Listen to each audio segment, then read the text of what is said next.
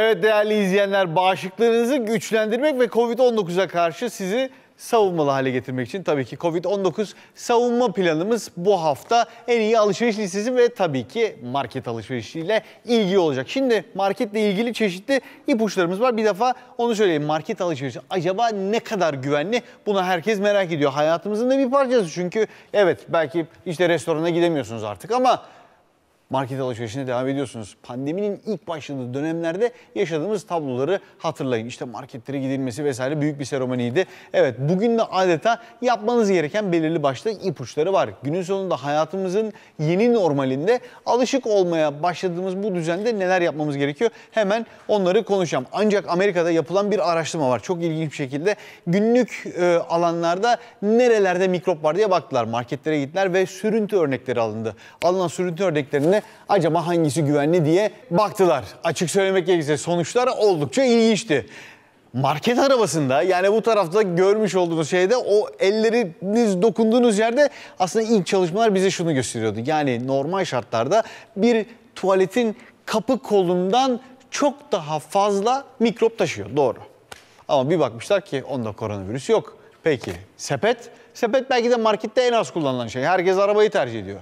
Ancak sepette Covid-19 örneklerine rastlanmış. Şimdi markete gittiğinizde araba almayın demiyorum. Sepet kullanmayın demiyorum. Yani bunlarla ilgili bir şeyim yok. Sadece ortak kullanım eşyası oldukları için mutlak surette alışverişinizde hijyeninize dikkat etmeniz gerektiğini söylüyorum. Evet, bir liste hazırladık. Şimdi bu liste aslında ilk başlarda, yani Mart-Nisan dönemindeki pandeminin ilk başladığı dönemlerde sizlere sunmuştuk. Şimdi bunu tekrar bir hatırlatalım ama artık kısa bir listemiz daha var. Birazdan onunla paylaşıyor olacağım. İhtiyaç listesi hazırlayın dedik.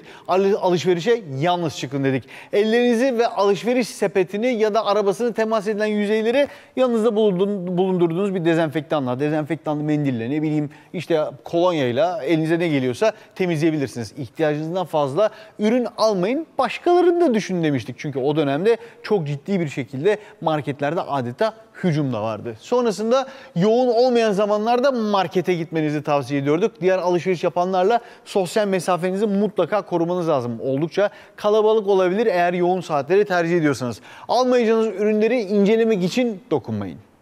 Ve marketlerde sürekli bir anons duyuyorum. Çok güzel. Elinize attığınız ilk ürünü bir daha yerine koymayın. O ürünü alın diyor. Dolayısıyla gözünüzle seçip o ürünleri almanız lazım. Sonrasında doğru maskeleri doğru şekilde kullandığınızdan emin olun. Gidiyorsunuz, maskesiz zaten çıkmıyorsunuz ama maske kullanımının da doğru şekilde yapıldığına emin olmanız lazım. Listemize devam ediyoruz. Ve eldiven kullanımı süresinin 30 dakikayı aşmaması gerektiğini unutmayın. Çünkü eldivenin zaten polimerik yapısının bozulacağını, eldiveni elinize taktığınızda adeta erimeye başlayıp bunun poröz ve geçirgen bir hale geleceğini unutmayın. Ama eldiven kullanabilir misiniz? Market alışverişinde açık söylemek gerekirse doğru bir şekilde çöpe atacaksanız eğer, yani çıkarttığınızda bunu böyle ortalığa atmıyorsanız eğer, o zaman eldiven kullanımını tavsiye edebilirim size. Eldivenlerinizin dışını da sonrasında dezenfekte edebilirsiniz. Çıkarttığım şekli gördünüz mü bilmiyorum ama eldiven nasıl çıkartılır veya nasıl takılır tekrar şöyle göstereyim. Şimdi eldiveni giydim, taktım. Ondan sonra markete gidiyorum değil mi? Arabadan inerken eldivenlerimi taktım. Sonra ben bunlarla bir daha arabaya binmem doğru mu? Hayır, taşıdığım hepsi bunun üzerine zaten yapışıyor olacak. Peki nasıl çıkartacağım? Böyle tuttum. Bunu ters çevirdim. Ters çevirdikten sonra bunu avucumun içine aldım. Bu şekilde avucumun içine aldım. Bunu buradan girdim altına. Tamamen komple eldiveni çevirmiş oldum ve temizlemiş oldum. Evet, devam ediyoruz. Bu işlemler arasında ellerinizi yıkamayı da ihmal etmeyeceksiniz. Ama bizlerin gelmiş olduğu artık bu listeyi değiştirdik. Birazcık daha kısa bir ipucu listesi hazırladık. Şimdi arkadaşlarım onu versinler.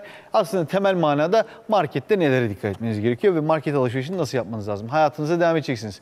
Ürün temizliği, temizliğin çok anlamlı olmadığını ve işte marketten aldığınız elmalarla Dünya Sağlık Örgütü'nün verilerine göre aslında çok da fazla veya herhangi bir virüsün bulaştığına dair henüz bir ipucumuz yok. Kısa listemizi alıyoruz.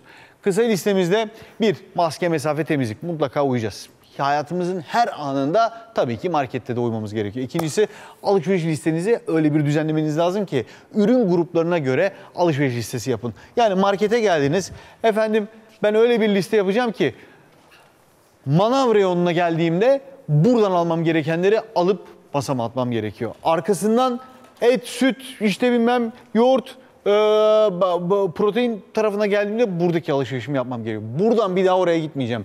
Tek yönlü hareket edeceğim. Markete girdiğinizde genellikle tersine saat yönünde bir hareket yaptırılır. Tersine saat yönünde hareket yaptığınız zaman markette daha çok vakit geçirdiğinizi unutmayın. Sonra oradan dönüyorum. Biz tabii tersine saat yapıyoruz şu anda. Markette daha çok vakit geçiyorsunuz ama bunun tersinden, kasaların olduğu yerden girin diye söylüyorum. Sonra geldiniz, işte temizlik ürünleri, hijyen ürünleri vesaire bunları aldınız ve çıktınız. Önemli olan departman ve ürün gruplarına göre alışveriş listesini yapmanız ve alışverişi yapmanız. Peki sonrasında ne var? Marketin en uygun saatlerini tercih etmeniz gerekiyor ve ben bunlar içinde cuma, cumartesi ve pazar günlerinin en yoğun olduğu günler olarak tespit edilmiş ve özellikle bunlar değil belki de hafta içi erken saatlerde veya geç saatlerde bunları tercih edebilirsiniz diyorum efendim. Evet, market alışverişiyle ilgili olan kısa listemiz böyle. Peki başka neler yapacağız? Covid savunma planımız tüm hafta boyunca yine sizlerle olmaya devam edecek. Yani aralıklı dönemlerde